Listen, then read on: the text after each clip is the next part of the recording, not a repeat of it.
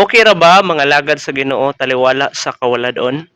Mao ni ang pangutana ni Kate Clear sa TikTok ug ato ni siyang tubagon.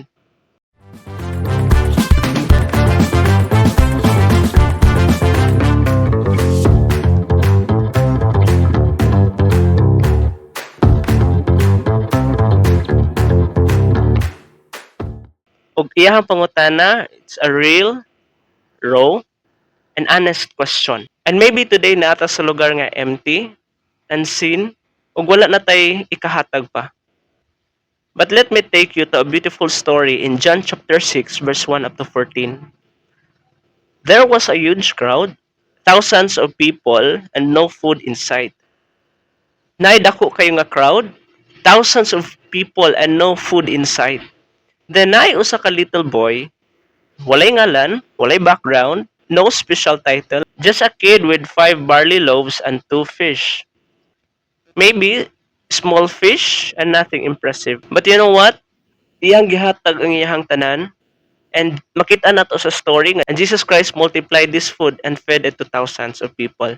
Here's the beautiful truth. Una, wala gipangita sa Ginoo ang abundance, iyang gipangita ang atong surrender. Ang bata wala ni hatag siyang extra. He gave everything, ang iyang tibuok nga pagkaon. Ang Ginoo wala nangita og abundansya, ang iyang gipangita is atong surrender.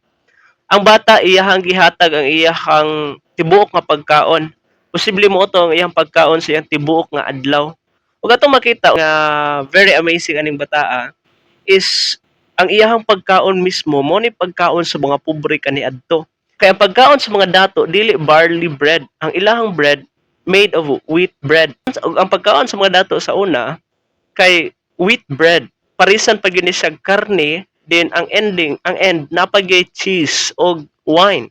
While ang kani nga bata, ang iya is barley bread kay mao ni ang very common nga pagkaon ug mao ni ang common kaniadto ang barley ug mao ni ang pagkaon sa mga pobre. And taliwala sa iyang kapobrehon, taliwala sa iyang kawaladon, ang iyang gibuhat is iyang gisurrender ni Jesus Christ. Posible para sa mata sa uban, makaingon guro to ang iyang mga tapad nga, nganong ihatag pa man nimo?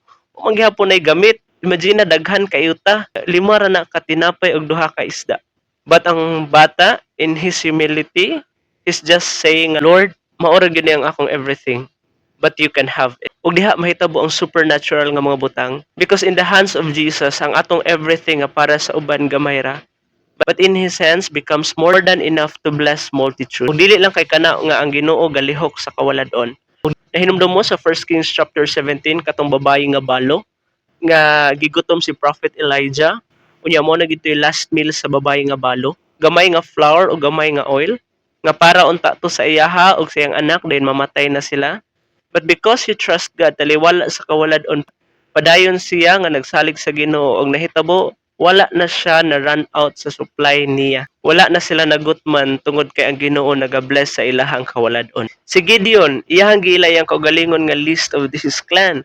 Pataliwala siyang kawaladon, gigamit siya sa Ginoo nga maghatag og victory sa Israel. Ang babayi nga nihatag og 2 coins sa Mark chapter 12.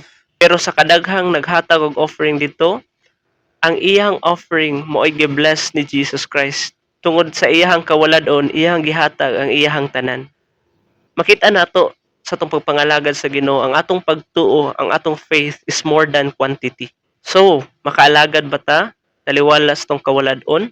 Ang tubag sa Biblia? Oo. Because that's when your faith speaks the loudest, when we have nothing. When we serve not from the abundance but from surrender. Timan wala ka nang inahanglan og unsa pa man gani diha.